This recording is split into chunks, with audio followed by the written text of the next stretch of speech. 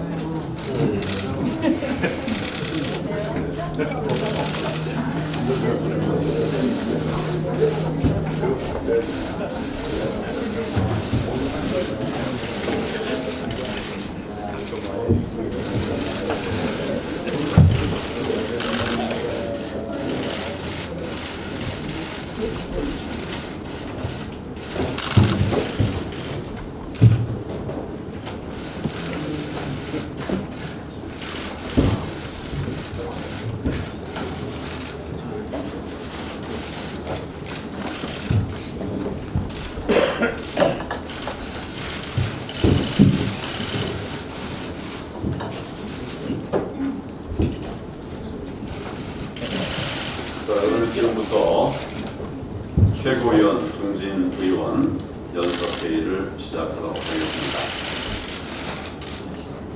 조국 사태, 결국은 문재인 대통령의 책임입니다. 끝없이 터져나오는 조국 법무부 장관 후보자의 의혹들을 보면서 지금 우리 국민들은 분노를 넘어서 참담한 심정입니다. 이번 조국 사태에 대해서 결국 문재인 대통령이 책임을 져야 합니다. 애당초 공직을 맡을 자격도 없는 무자격자였습니다. 그런 사람에게 청와대 민정수석을 2년 넘게 맡긴 것도 대통령입니다. 그동안에 인사, 참사 얼마나 많았습니까? 그리고 이제 기어이 법무부 장관 후보로 지명한 사람도 대통령입니다. 문재인 대통령의 판단력이 국민의 평균에 못 미치는지 아니면 진영 논리에 눈이 어두워져서 국민을 기만하고 있는 것인지 둘 중에 하나가 아니겠습니까? 조국 사태를 보면서 이 정권의 5대 폐악을 말씀드리지 않을 수가 없습니다. 첫째는 참으로 무도덕한 정권입니다.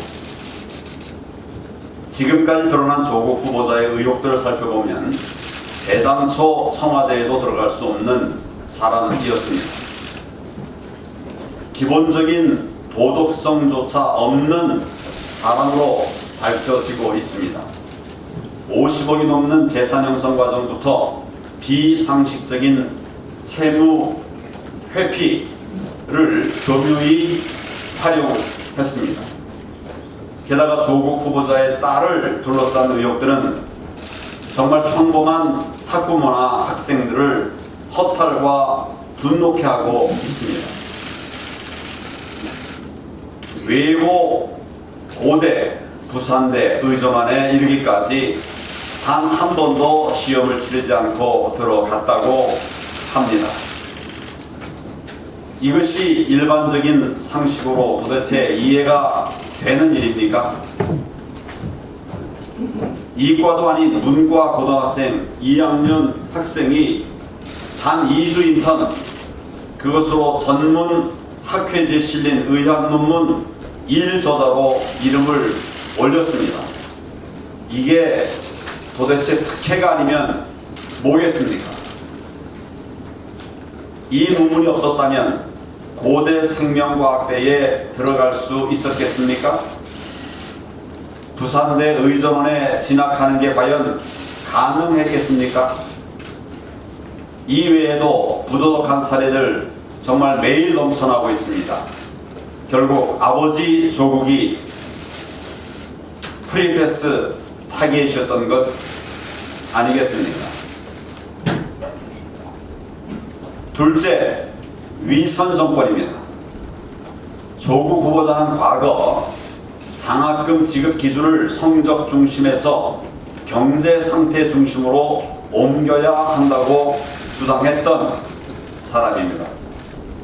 그런데 50억대 자산가인 조국 후보자의 딸은 경제적으로 어려운 학생들을 지원하는 관악회 장학금을 받았습니다. 한 푼도 내지 않고 서울대 대학원을 2학기나 다녔습니다. 참으로 가증스러운 사람입니다. 셋째, 이 정권은 공정하지 못한 불공정 정권입니다. 두산대에서는 유급을 하고도 6학기 연속 장학금을 받았습니다. 부유한 고위 공직자의 딸이 낙제를 하고도 격려 차원에서 장학금을 받는 게 과연 공정한 일입니까? 네 번째는 역대급 불통 정권입니다. 이 정권 사람들은 국민들께서 왜 이 사안에 대해서 이토록 분노하는지 전혀 이해하지 못하고 있습니다.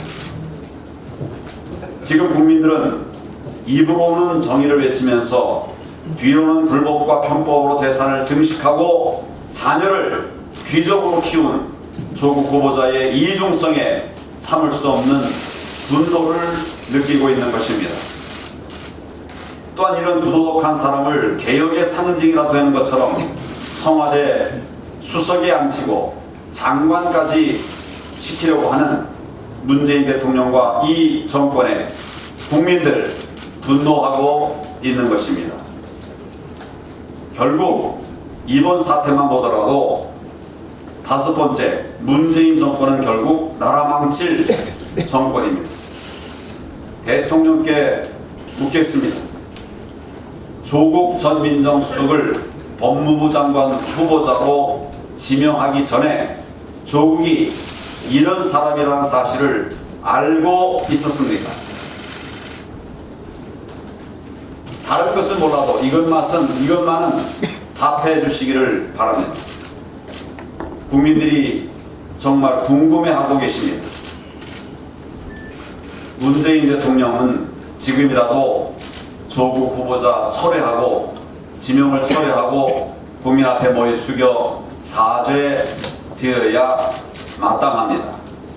조국 후보자는 검찰을 지휘할 사람이 아니라 검찰의 수사를 받아야 할 사람입니다.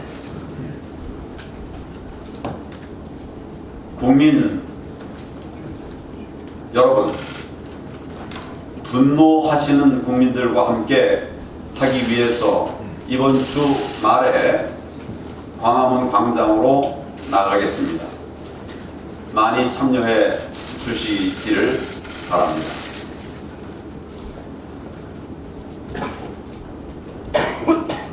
대통령께 말씀을 드리겠습니다. 정말 어려운 분들을 찾아가십시오. 어제 문재인 대통령이 기업 현장을 방문을 했습니다.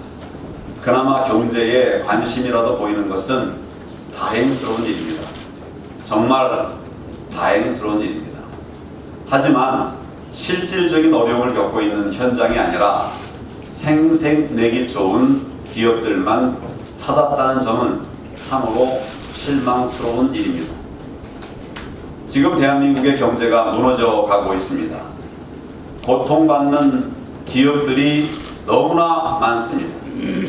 대통령이 지금 찾아가서 목소리를 들어야 할 현장은 글로벌 경제 하락에 나아가서 일본의 수출 규제까지 겹쳐서 당장 하루하루를 걱정하는 수출 기업과 중소 기업들입니다.